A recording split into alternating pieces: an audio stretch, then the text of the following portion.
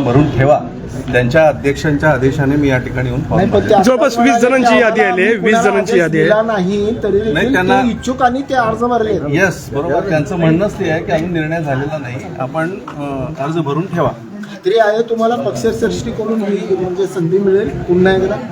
Bharatiya Janata party कार्यकर्त्यांना संधी देणारा पक्ष आहे.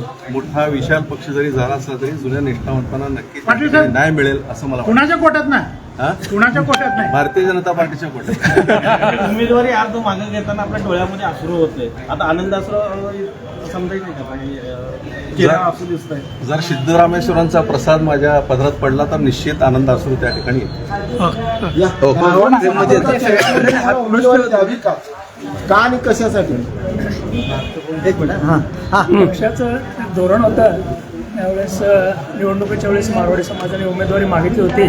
तर सेक्युरिटीनं सुद्धा आम्ही पक्षाकडे उमेदवारी मागितली की पक्षाला समाजाला न्याय द्यावा.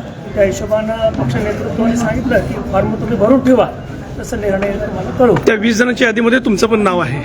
म्हणजे पक्षाने सांगितले आदेश, त्या हिशोबानं एक मारवाडी समाजाची आनंदाची बातमी. शुभेच्छा तुम्हाला.